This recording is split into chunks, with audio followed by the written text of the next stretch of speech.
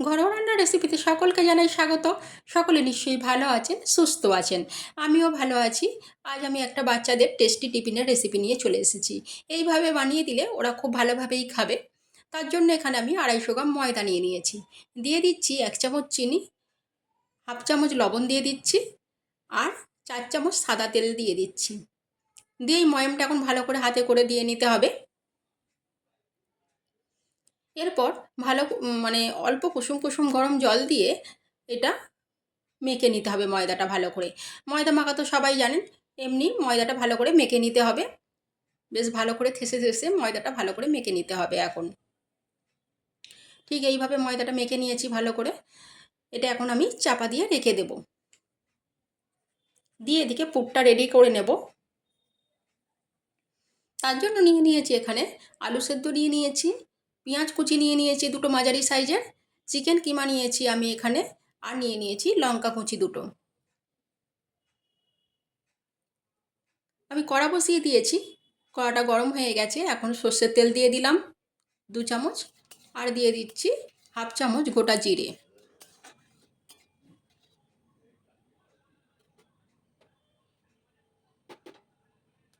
আর দিয়ে দিচ্ছি এখানে পেঁয়াজ কুচিগুলো। এবার আমি দুটো মাঝারি সাইজের পেঁয়াজ নিয়েছিলাম, সেটা দিয়ে দিলাম। এটা বাচ্চাদের জন্য বানাচ্ছি বলে আমি সব কিছু অল্প পরিমাণে দিয়েছি।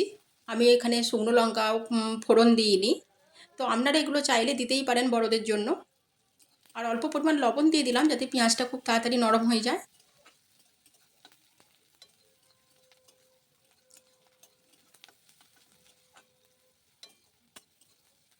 পেঁয়াজটা একটু লাল লাল করে ভালো করে ভেজে নেব। পেঁয়াজটা এখন বেশ লাল লাল করে ভেজে নিয়েছি। দিয়ে দিলাম হাফ চামচ আদা রসুন বাটা। এই পেঁয়াজের তেলের সাথে আমি ভালো করে আদা রসুন বাটাটা এখন কষিয়ে নেবো একটু।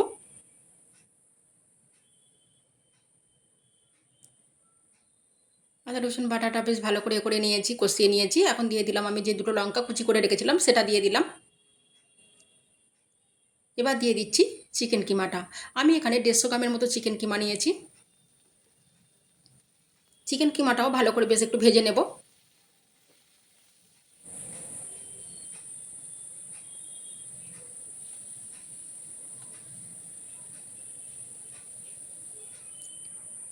মিডিয়াম টু লো ফ্লেমে রেখে চিকেন কিমাটা ভালো করে একটু আমি ভেজে নিলাম। এবার এর মধ্যে আমি দিয়ে দিচ্ছি হাফ চামচ হলুদ গুঁড়ো, পরিমাণ মতো লবণ, আর ধনে গুঁড়ো দিয়ে দিলাম হাফ চামচ। দিয়ে এটা ভালো করে এখন মিশিয়ে নেব। আমি এখানে লঙ্কার পরিমাণটা খুবই কম ব্যবহার করেছি, শুধু দুটো কাঁচা লঙ্কা দিয়েছি। দুটো মাঝারি সাইজের আলু সেদ্ধ আমি করে রেখেছিলাম, সেটা এবার আমি দিয়ে দিলাম। হাতে করে ভেঙে রেখেছিলাম। এবার খুন্তির সাহায্যে ভালো করে আমি মিশিয়ে নেব কিমার সাথে। যদি বড়রা খান অবশ্যই এখানে গুঁড়ো লঙ্কা ব্যবহার করবেন বা মরিচের গুঁড়ো ব্যবহার করবেন, নয়তো কাঁচা লঙ্কাটা বেশি করে ব্যবহার করবেন। আমি একদমই বাচ্চাদের জন্য করছি বলে রান্নাটা একদমই কম দিয়েছি। আর দিয়ে দিলাম জিরে গুঁড়ো, দিয়ে দিলাম হাফ চামচের মতো। দিয়ে এখন খুব ভালো করে পুরটা আমি রেডি করে নেব। পুরটা একটু শুকনো শুকনোই হবে।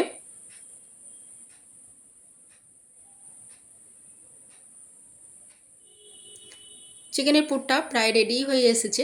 এবার এটা একটু আমি তুলে নেব। দুটো আলু সেদ্ধ করে নিয়ে গ্রেটার দিয়ে গ্রেট করেও দিতে পারেন। আমি হাতে করে ভেঙে দিয়ে দিয়েছিলাম, আর খুন্তির সাহায্যে ভালো করে এখানে মানে চেপে চেপে মিহি করে নিয়েছি। আর চিকেন কিমাগুলো খুব একদম ছোট্ট ছোট্ট করে এইভাবে কেটে নেবেন, তবে বাচ্চাদের মুখে পড়লে ভালো লাগবে। ব্যাস, এটা আমার রেডি হয়ে গেছে পুরটা। আমি এখন এটা তুলে নিচ্ছি। ময়দাটা চাপা খুলে নিলাম। ময়দাটা বেশ খানিকটা নরম হয়ে গেছে পুরটা রেডি করতে করতে এদিকে। আগে ময়দাটা মেখে রেখেছিলাম বলে। এবার আমি এগুলো লেচি কেটে নেব। আপনারা যেমন বড় সাইজের করতে চাইবেন সেই অনুযায়ী লেচি করবেন, কিন্তু আমি স্কুলে টিফিন দেওয়ার জন্য দেখাচ্ছি বলে ছোট ছোটই করব, টিফিনের মধ্যে যাতে ভালো করে দেওয়া যায়। আর দুটো দিলে বেশ ভালো, বাচ্চাদের পেট ভরে যাবে। সব সময় টিফিন খেতে চায় না ওরা। যদি সপ্তাহে একদিন এটা করে দেওয়া যায় কি দুদিন করে দেওয়া যায়, খুব ভালো করে চিকেন ভালোবাসলে অবশ্যই এটা বেশ খেতে পারবে ভালো করে। আমি লেচিগুলো কেটে নিয়েছিলাম। এবার লেচিগুলো হাতের সাহায্যে আমি গোল করে নিচ্ছি ঠিক এইভাবে।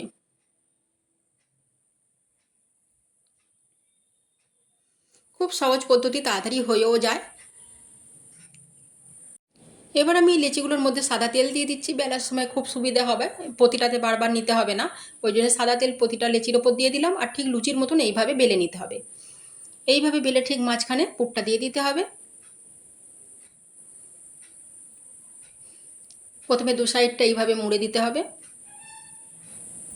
তারপরে এই সাইডগুলোও আবার এইভাবে মুড়ে দিতে হবে। বেশ ভালো করে চেপে মুড়ে দিতে হবে। আর দু পাশটা আবার উল্টে নিয়ে এরম করে চেপে দিতে হবে, যাতে পুরটা ভালো করে মিশে যায়। গোটাটার মধ্যে পুরটা ছড়িয়ে গেলে তাহলে বেশ গোটাটাতেই মুখে পড়বে চিকেন কিমাগুলো, বেশি ভালো লাগবে। কিভাবে বানাচ্ছি নিশ্চয়ই বুঝতে পারছেন। আমি 2-3টে করে দেখিয়ে দিচ্ছি।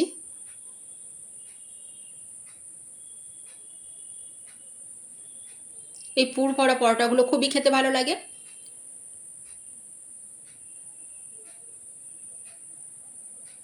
ঠিক এইভাবে লুচির মতন করে নিয়ে দুদিকটা প্রথমে মুড়ে দিতে হবে, তারপরে সাইডগুলো আবার দু সাইডটা ঠিক এইভাবে চেপে দিতে হবে।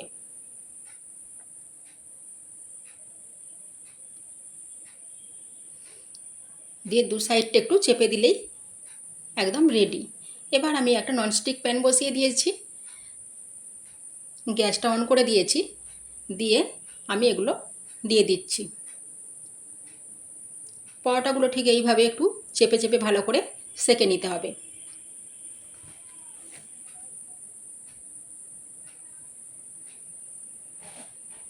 এই চিকেনের পুর ভরা পরোটাগুলো খুবই টেস্টি হয়। খুব কম সময়ের মধ্যে টিফিনগুলো রেডিও হয়ে যায়, আর বাচ্চারা খুব খেতেও ভালোবাসে। আপনাকে টিফিন নিয়ে কোনো চিন্তাই করতে হবে না, একদম বাচ্চারা খুব ভালোভাবে এটা খেয়ে নেবে। আর দুটো দিলে পেট ভরে যাবে। আমি এটা সাদা তেল দিয়ে ভেজে নিচ্ছি, ভালো করে সেঁকা হয়ে গেছে। এবার অল্প অল্প সাদা তেল দিয়ে আমি ভেজে নিচ্ছি। আপনারা চাইলে এটা বাটার দিয়েও ভাজতে পারেন।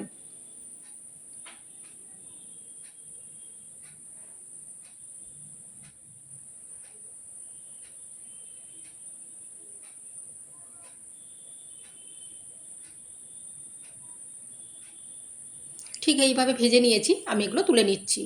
ঠিক এইভাবে লো ফ্লেমে রেখে একদম ভালো করে ভেজে নেবেন।